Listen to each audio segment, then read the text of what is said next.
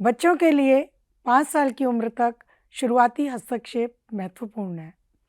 0 से 5 वर्ष को विकास की महत्वपूर्ण अवधि के रूप में संदर्भित किया जाता है। बच्चों के जीवन में प्रारंभिक वर्षों में मस्तिष्क की क्षमता एक तीव्र गति से विकसित होती है। इसलिए छोटे बच्चों के लिए तंत्रिका संपर्क विकसित करने के लिए सार्थक गतिविधियों में संलग्न होना एक शानदार अवसर होता है। मेरे साथ श्रीमती सावित्री सिंह और पूनम हैं। आइए इनसे बातचीत करते हैं कि हमें दिव्यांग बच्चों के लिए क्या अनुकूलन करने चाहिए जिसे सभी बच्चे साथ में सीखें। बिल्कुल ठीक कहा संध्या जी। यह विशेषकर उन बच्चों के लिए बहुत ही महत्वपूर्ण है, जिनके विकास में कुछ देरी है और ऐसे बच्चों के लिए मुख्यतः उनकी आवश्यकताओं को ध्यान में रखते हुए इस तरह की गतिविधियाँ तैयार करें, जो कि उनके लिए लाभकारी सिद्ध होती है। और हम इस संबंध में आज पूनम से पूछते हैं कि आप अपनी कक्षा में छोटे बच्चों की अलग-अलग आवश्यकताओं के लिए क्या-क्या अनुकूलन करती हैं? जी मैडम, मैं सबसे पहले अपने विचार आपसे साझा करना चाहूँगी। मैं कक्षा में सबसे पहले बड़े-बड़े चित्रों के चार्ट, वर्णमाला के चार्ट, इन सभी को व्यवस्थित तरीके से प्रदर्शित करती हूँ। फिर उनके ऊपर उभरे हुए अक्षरों, संख्याओं के चित्रों को मैं चिपकाती हूँ। इससे बच्चों को यह देखने में बहुत ही आसानी होती है और यह इनके लिए फ़ायदेमंद भी होते हैं। हाँ, मैंने कुछ कक्षाओं में देखा है कि बुनियादी साक्षरता और अंकगणित के लिए कुछ उभरे हुए उनके अक्षर और संख्याओं को रखा जाता है, जिसमें बच्चे जो हैं उसको छूकर या उसको उसके ऊपर उँगली फिरौते हैं बच्चे उसके ऊपर। जी मैडम, और यह बच्चे बहुत ही मज़े से करते हैं और इस प्रकार से करने से उन्हें बहुत ही आसानी भी महसूस होती है, क्योंकि जब बच्चे उभरे हुए अक्षरों पर अपनी उंगलियां फेरते हैं तो इस प्रकार से उन्हें लिखने के लिए भी एक तैयारी का मौका मिलता है। तो यह तो हमारे सभी बच्चों के लिए ये बहुत ही फ़ायदेमंद है। जी मैडम। ये तो बहुत बढ़िया तरीका है। कृपया कुछ और दिलचस्प विचार साझा कीजिए। जी, जैसे कि मैं अपनी कक्षा में जितनी भी खेलने की सामग्रियां हैं या खिलौने हैं, उनको मैं बंद अलमारियों के स्थान पर मैं खुली अलमारियों में रखती हूँ, ताकि बच्चे उन सभी सामग्रियों का उपयोग करने के बाद उन्हें अपने निश्चित स्थान पर रख सकें। यहाँ मैं यह भी सुझाव देना चाहती हूँ कि आप इन खुली अलमारियों पर उभरे हुए चित्र और टैक्टाइल लेबल लगाएं, ताकि सभी बच्चे खिलौनों को अपनी जगह पर रख सकें और रखते हुए इसको महसूस भी कर सकें। जी मैडम, ये तो आपने बहुत ही बढ़िया सुझाव दिया है। मैं इसे कल ही अपनी कक्षा में लगाऊंगी। Thank you. यहाँ मैं एक बात और कहना चाहूँगी कि आप ज़्यादा से ज़्यादा जो आप शिक्षण सामग्री बनाती हैं अपने हाथों से खुद बनाएं और इसके अतिरिक्त जो हमारी स्वदेशी और भारत के पारंपरिक जो खेल खिलौने हैं और उनका अगर प्रयोग करें तो बहुत ही अच्छा होगा। और अब आप पूछें कि पारंपरिक खेल खिलौने कौन से हैं, तो पारंपरिक खेल खिलौने में हमारी जैसे कपड़े की बनी हुई कठपुतलियाँ हैं या चक्के वाली लकड़ी की जो खिलौने हैं जो बच्चे उससे खेलें, उससे बहुत कुछ सीख सकते हैं और ये अनुकूलन के लिए बहुत ही फ़ायदेमंद है। हाँ, हमें अपने स्वदेशी खिलौनों को अनुकूलन के लिए कक्षा में ज़रूर लेकर आना चाहिए। एक्टिविटी डिब्बों और टोकरियों को लेबल करें और नंबर कोड करें। चित्र पहेली यानी कि पजल्स बनाते समय पुरानी सामग्री का इस्तेमाल करें।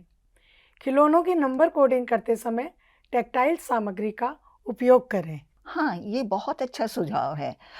जैसे कि पज़ल्स के नाम और जिस डिब्बे में पज़ल्स को रखना है उसमें चित्र लगा के अगर उस डब्बे को तैयार करें तो ये बहुत अच्छा एक सुझाव है, जिससे कि बच्चे बहुत आराम से उसमें रख सकते हैं।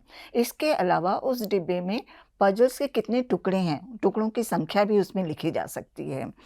और जब हम किसी भी खेल सामग्री का प्रयोग करें तो खेल सामग्री के नीचे अगर वेलक्रो टेप लगा दें तो वो स्थिर रहेगा और इधर हिलेगा डुलेगा नहीं, बहुत जिससे अच्छा। बच्चे को खेलने में बहुत आसानी या, होगी। इसके अलावा संध्या जी एक और बात बताना चाहूँगी कि जब बच्चों को हम चित्रकारी करवाना चाहते हैं या चित्रों में रंग भरवाना चाहते हैं तो पेपर के नीचे कुछ टेप मतलब टेप लगा के उसको इस तरह से चिपका दें ज़मीन से, जिससे जब बच्चा उस पे ड्राइंग करे या कलर करे, रंग भरे, तो वो पेपर इधर-उधर हिले नहीं, तो हाँ। इससे उनको बहुत सुविधा होएगी। डेफिनेटली। उपयुक्त खिलौनों और सामग्रियों का चयन बच्चों के द्वारा अन्वेषण के लिए कक्षा के वातावरण को दिलचस्प भी बनाता है। सावित्री मैम, मैं आपसे कुछ पूछना चाहती हूँ।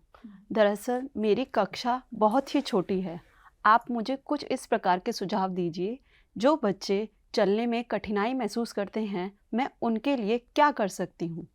हाँ, पूनम, आप ऐसा करें कि जो गतिविधि क्षेत्र है, ख़्याल रखें कि उसमें अनायास कुछ ऐसी बाधक चीज़ें न रास्ते में पड़ी हों, जिससे कि बच्चे को चलने-फिरने में मुश्किल हो।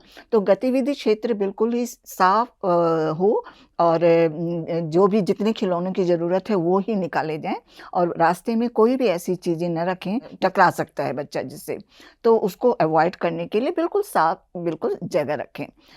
दूसरे पूनम में एक बात और मैं यहाँ कहना चाहूँगी कि बच्चों को स्वयं चुनाव करने के लिए मौका दें कि वो अपनी गतिविधि या अपने खेल जो खेलना चाहते हैं वो खुद ही कोशिश करें, खुद ही चुनाव करें उसका। और एक चीज़ और कि जो भी आप खिलौने दे रही हैं, गतिविधियाँ दे रही हैं, तो वो ज़्यादातर आप अपने हाथ से बनाएँ और बच्चों की आवश्यकता के अनुसार वो बने हुए हों, जिससे कि उनके जो उनकी विकासात्मक जो ज़रूरतें हैं, उनको ध्यान में रखते हुए वो आपके जो है खेल सामग्री बनाएँ, अपना शिक्षण सामग्री बनाएँ। हाँ सावित्री जी, मैं आपकी बात से सहमत हूँ। शिक्षकों को चाहिए कि वो पुनरावृत्ति और अभ्यास के लिए बच्चों को पर्याप्त अवसर प्रदान करें, क्योंकि बच्चे अवलोकन और दोहराव से ही सीखते हैं। हाँ मैडम, मैं अपने बच्चों को अवसर प्रदान करने का भी प्रयास करती हूँ। जहाँ बच्चे अपने खिलौनों को साझा करते हैं, वहाँ मैं उन्हें अधिक से अधिक अवसर प्रदान करने का प्रयास करती हूँ। और मैं कक्षा में कुछ इस प्रकार की सामग्रियों का भी उपयोग करती हूँ जो अपने परिवेश में उपलब्ध हों, जैसे कंकड़, पत्थर, फूल आदि। ये सभी शिक्षण सामग्रियों के रूप में आसानी से उपलब्ध होती हैं। बहुत अच्छा। कहानी के दौरान बच्चे किस प्रकार की प्रतिक्रिया देते हैं, यह भी हमें देखना चाहिए और इसकी पहचान करने की भी हमें कोशिश करनी चाहिए। कुछ बच्चे बोलकर, कुछ बच्चे चित्रों की ओर इशारा करके, कुछ बच्चे कहानी की किताब के पन्ने को पलट के भी जवाब देते हैं और कुछ बच्चे जैसे कहानी में जिन वस्तुओं का उल्लेख किया गया है, उन वस्तुओं को छूकर भी जवाब देते हैं। अपने बच्चों के लिए अनुकूलन के लिए योजना भी बना सकते हैं। बहुत अच्छा। धन्यवाद सावित्री जी।